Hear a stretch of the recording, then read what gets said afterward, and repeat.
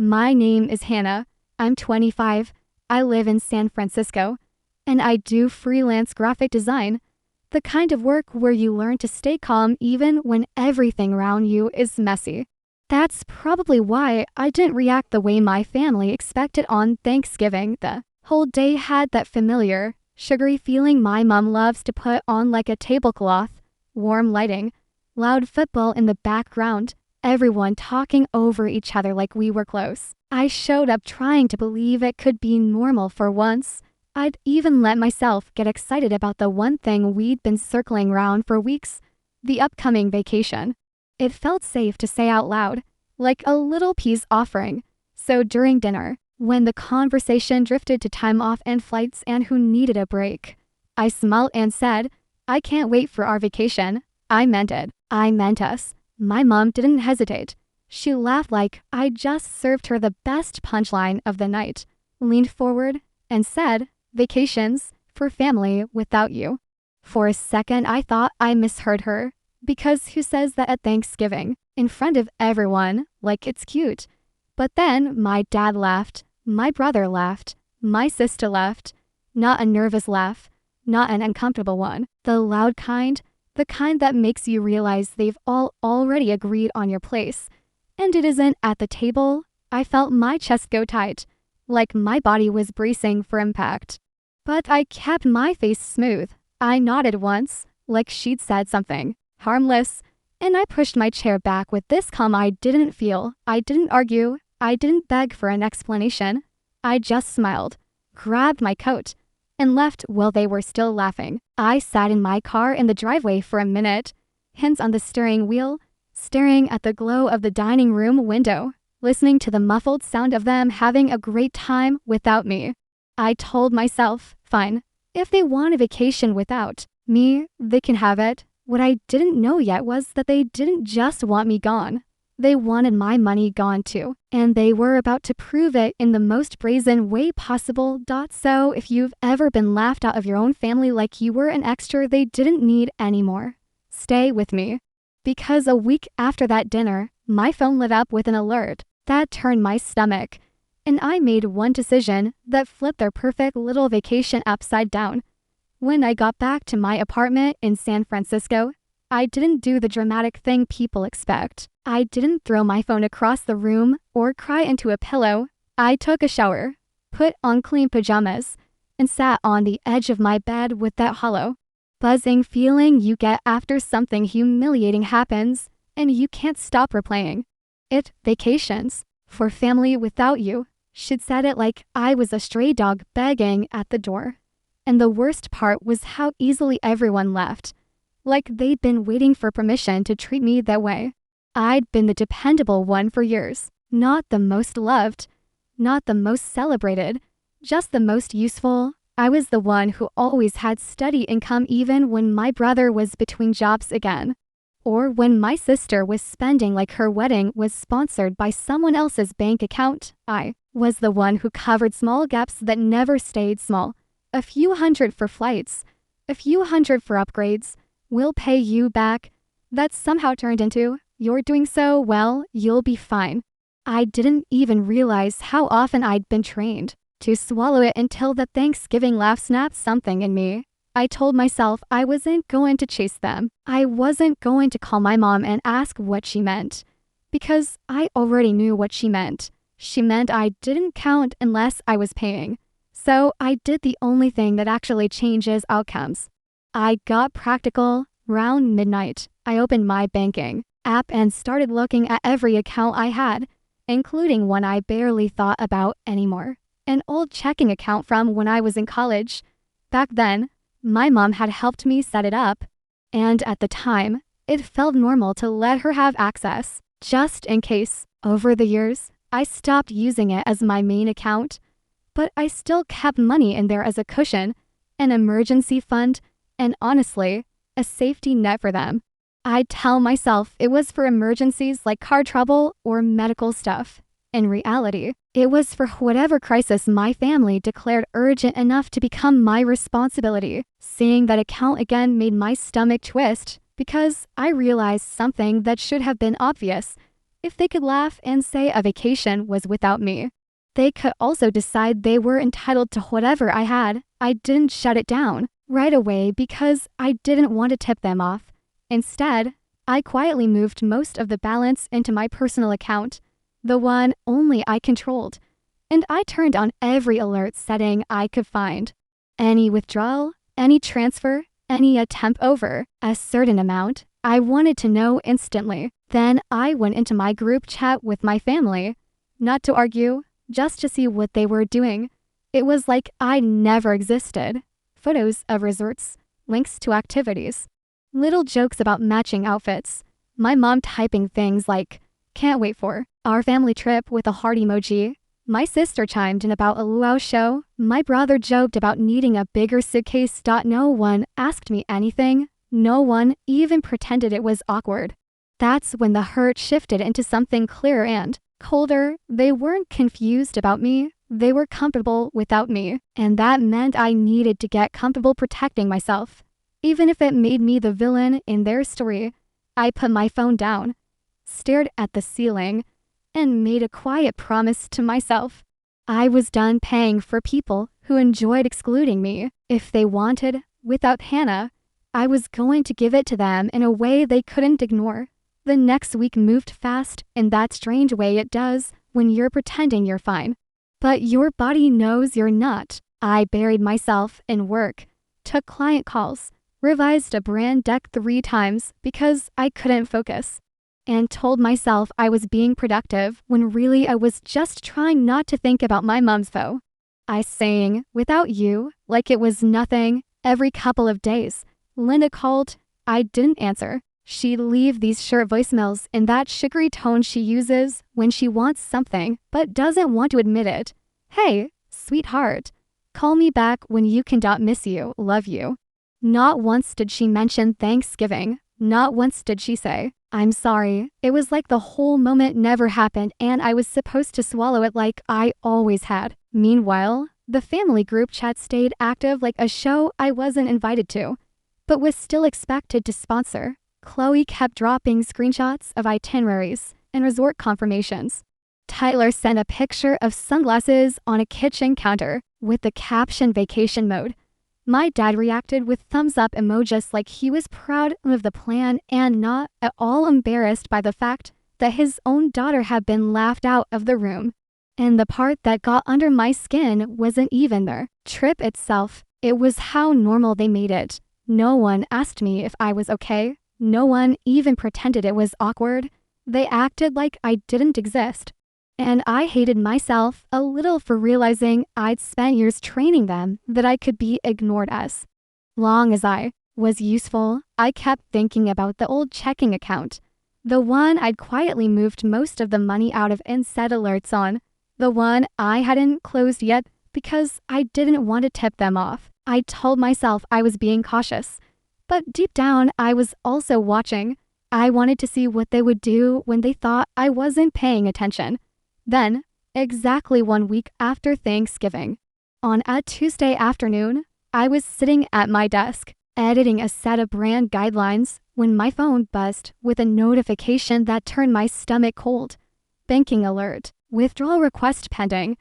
Amount $6,500. For a second, I just stared at the screen like my brain refused to accept it. $6,500 isn't a mistake. It isn't a forgotten subscription. It's deliberate. It's a number you choose when you're trying to cover something big quickly.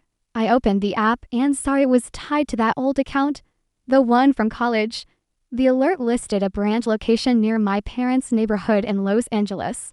My heart started pounding, but my hands stayed steady, which surprised me. I expected panic. Instead, I felt this sharp, clean clarity, like a line had finally been crossed.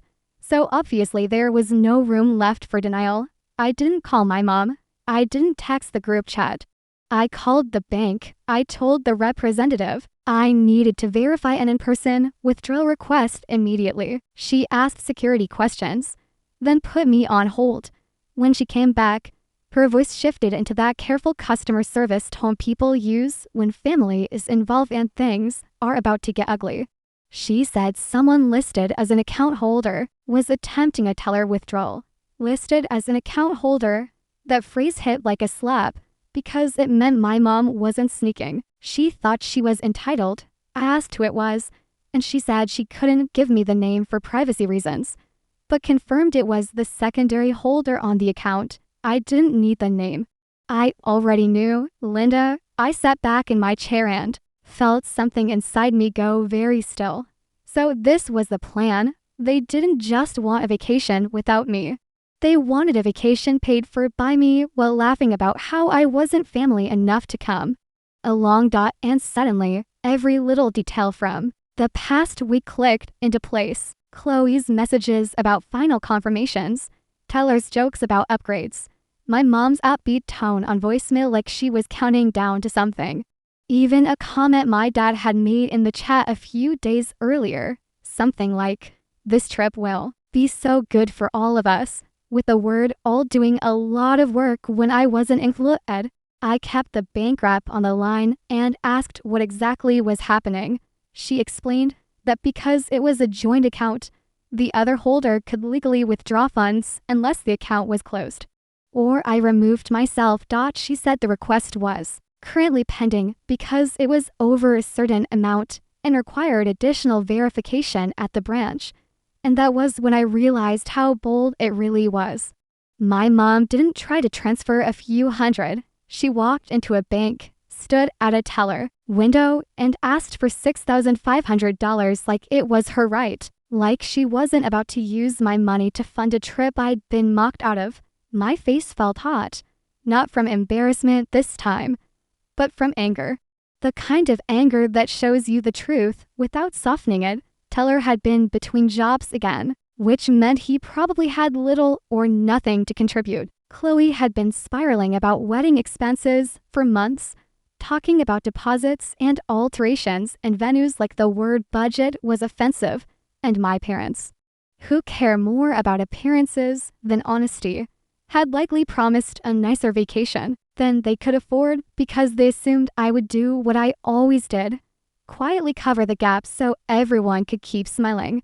$6,500 sounded exactly like a final payment, the kind of number you owe when you've already put down deposits and you need to lock in the reservation, maybe upgrade to a suite, add a snorkeling tour, pay for the luau package, all the extras that make it look perfect online. And they'd probably told themselves it wasn't stealing because they were going to pay me back someday, maybe, the way they always said they would, while still treating me like I didn't belong, while still calling it a joke.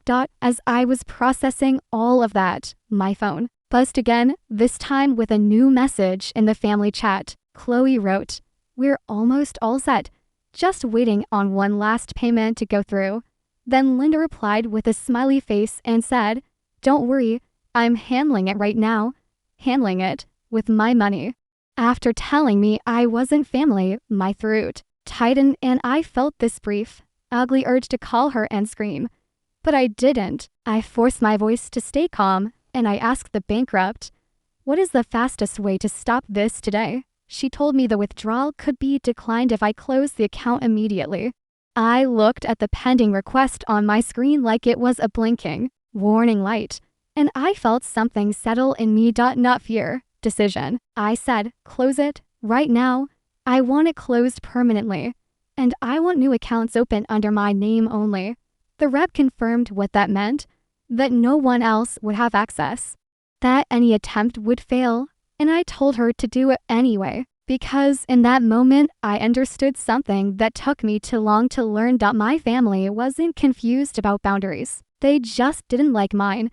And if I didn't end it cleanly right then, they would keep trying until they got what they wanted. She didn't argue. The bank representative's voice stayed calm, almost gentle, like she could hear the difference between a normal account issue and someone realizing their own mother was trying to take advantage of them. She started explaining what closing the account would mean, how it would immediately stop all pending activity, how any card linked to it would be deactivated, and how the other account holder would lose access the second the closure was processed. I told her to do it anyway, Then I asked her to repeat it back to me, just to make sure there was zero wiggle room. Close the account permanently. Issue me new cards under my name only. And note that this withdrawal was not authorized by me.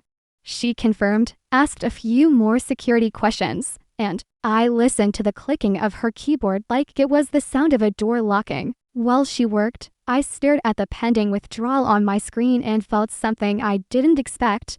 Not panic, but relief. It was like my body had been waiting years for permission to stop being the safety net. When she finally said, "Okay, Ms. Pierce, the account is now closed," I let out a breath I didn't realize I'd been holding. Less than a minute later, the alert updated. Withdrawal declined, request canceled. My stomach still churned, but my hands were steady. Then my phone started vibrating like it was possessed. Linda calling Dad again. Dad calling, Tyler, Chloe. One after another, like someone had set off an alarm in their living room, and they all knew exactly who had pulled the plug. I didn't pick up. I didn't owe them my immediate reaction. I opened the family group chat instead, because if they were going to treat me like a bank, then they could deal with me the way banks deal with people, in writing, with receipts. I took a screenshot of the declined withdrawal, making sure the amount and the status were visible, and I sent it to the chat. No dramatic paragraph, no explanation, just the image and one sentence, pay, without me. It was short, cold, and accurate, and that was exactly why it hit. For a few seconds, the chat went silent, no typing bubbles, nothing. Like they had to process the fact that I'd actually done it. Then the bubbles popped up one by one, appearing, disappearing, reappearing. Chloe was first. "Hannah, what is wrong with you?" Tyler followed. "Are you serious right now?" My dad wrote. "Pick up the phone." And then Linda. "Call me. No, not please. Not can we talk now?" Like I was still 12 years old and she could order me back into line. I stared at her message and felt the old instinct to explain myself, to justify why I was allowed to be upset, to prove I wasn't crazy. Then I remembered Thanksgiving, how she didn't justify, how she didn't soften it. She said, "without you," and let them laugh. So I matched her energy. I didn't respond. I set my phone face down on my desk and finished the work I was doing, because I refused to let their chaos take over my day. I sent my client the final files, answered a couple emails, and only then did I flip my phone back over. There were voicemails stacked like bricks. In the first one, Linda was crying, heavy and theatrical, like she was performing for an audience. In the next one, she was furious, her voice tight, accusing me of humiliating her. Then she swung back to sweet again, telling me we could fix this, like the only thing broken was their payment plan. I didn't listen to every second. I didn't need to. I knew the pattern. They would call me ungrateful. They would say it was just a temporary loan. They would say family helps family. They would ignore the part where they decided I wasn't family when it came to a seat on the plane. So I moved into protection mode the way I do with work projects. Step by step, no emotion wasted. I updated every autopay that had ever been tied to that old account.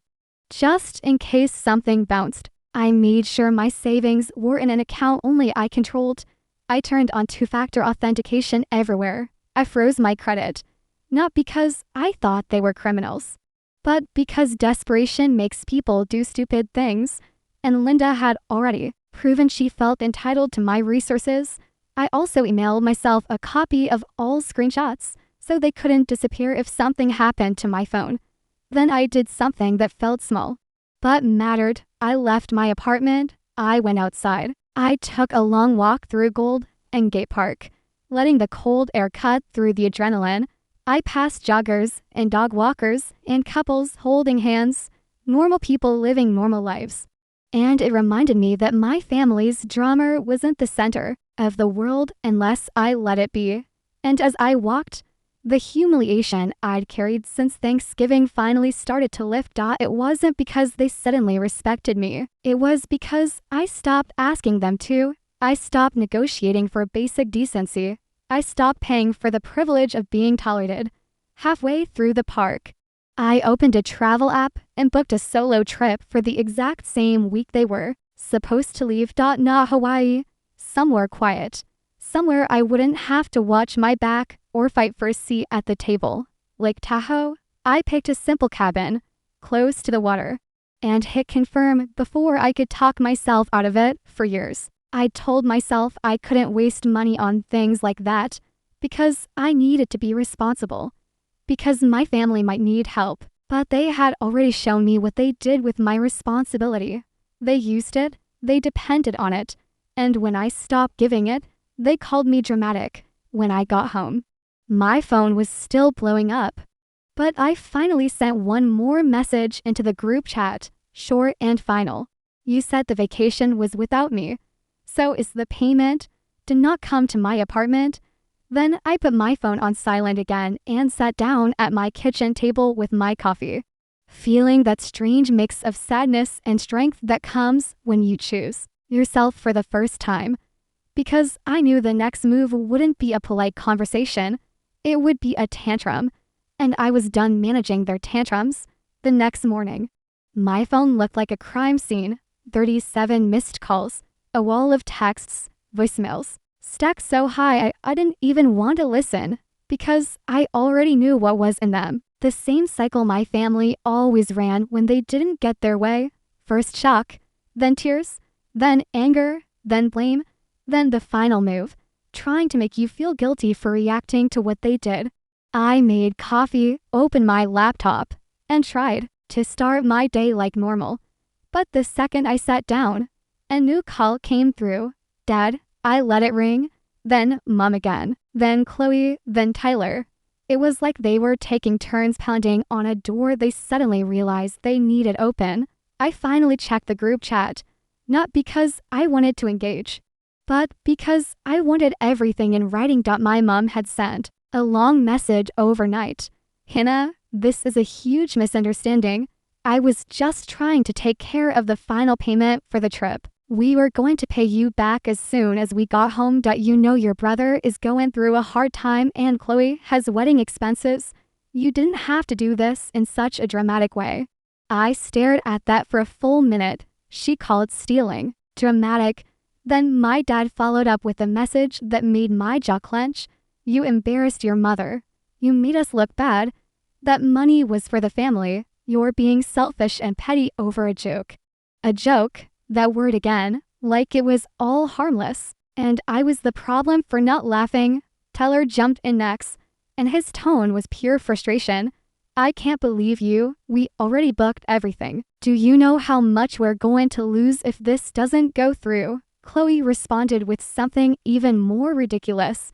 Hannah, please, this is ruining everything. I've been planning this and my stress is already so high. Just unlock it and we'll talk later. Not I'm sorry. Not we were wrong. Just unlock it. Like I was a keypad, not a person. I didn't answer any of them. Instead, I took screenshots. Every message, every line where they admitted they expected to use my money. Because if this escalated, and I could feel it was going to, I wanted proof. By lunchtime, the guilt tactics turned into rage. My dad texted again.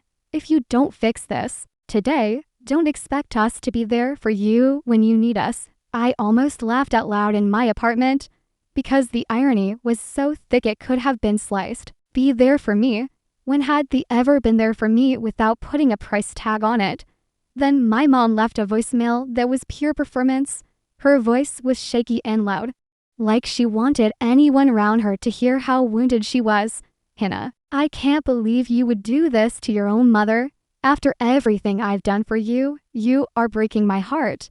Call me back right now. We can fix this. We can fix this. Like the problem was the payment, not the betrayal. Later that afternoon, a new message appeared in the group chat from Chloe that made my stomach drop in a different way. We're coming to talk in person. You can't ignore us forever. I read it twice, hoping I was overreacting. Then Tyler replied, good. She needs to understand this isn't how family works. And my dad added, "We'll be there tonight." For a second, I felt the old fear, the one I hadn't admitted to myself in years. The fear of confrontation, the fear of being ganged up on in a room where I'm the only one expected to stay polite. But that fear lasted maybe 10 seconds before it turned into something else. Anger, yes, but also resolve. I typed one message back: "Do not come to my apartment. If you show up, I will not open the door." Then I stopped responding. I went to the hardware store and bought a small door camera and installed it that evening, not because I thought they were going to break in, but because I wanted to record. I wanted facts, not their version of events.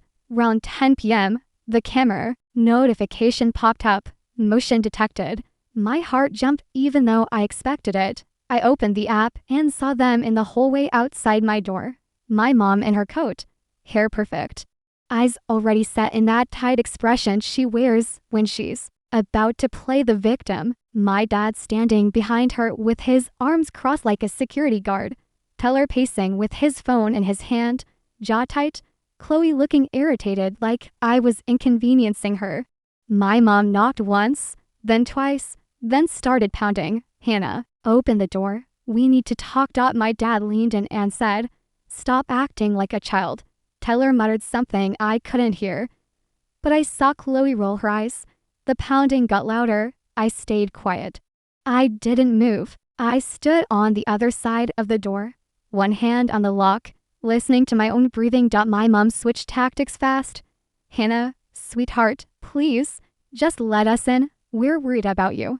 That made me almost sick. Worried about me? They were. Worried about the resort confirmation and the vacation photos they wanted to post. They weren't worried about the way they laughed at me like I didn't belong. Then my dad raised his voice. "If you don't open this door right now, you're making a huge mistake. You're tearing this family apart." Teller added, "You're really going to do this over nothing." And Chloe said, "I swear you're so dramatic." That word, again, dramatic. Like blocking someone from draining your money was an emotional outburst instead of a boundary. They kept knocking for another 10 minutes, switching between pleading and threatening, until finally my neighbor's door opened down the hall. I heard someone ask if everything was okay. My mom instantly softened her voice, said something like, "Oh yes, sorry, family issue." My dad stepped back, embarrassed.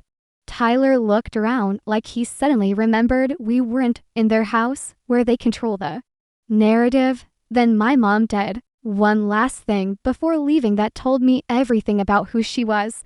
She leaned close to the door and said quietly, so only I would hear it, "Fine. If you want to play like this, don't expect to be part of this family again." And then they walked away. I stood there in silence after they left, not shaking, not crying, just feeling this strange calm, because for the first time, they had finally said the truth out loud. In their world, family wasn't love, family was obedience, and I had just stopped obeying. The next day was quieter on my end because I kept my phone on silent, but I could feel the storm building anyway, like the air before an earthquake. Around noon, my friend Marisol texted me, not in a nosy way, more like she was checking if I was okay. She said, "Hey, are you all right? I just saw something your mom posted." That was how I found out Linda had taken the fight public. I opened Facebook, and there it was. A long post written like a devotional, vague enough to sound innocent, specific enough for anyone who knew us to connect the dots. She talked about how some children forget their parents sacrificed everything, how gratitude is disappearing, how pride destroys families, how she was heartbroken that someone could turn their back on the people who raised them. No names, no details, just a carefully crafted victim story designed to make me look cold without giving anyone the truth. The comments were exactly what she wanted. People saying things like sending love. You did your best.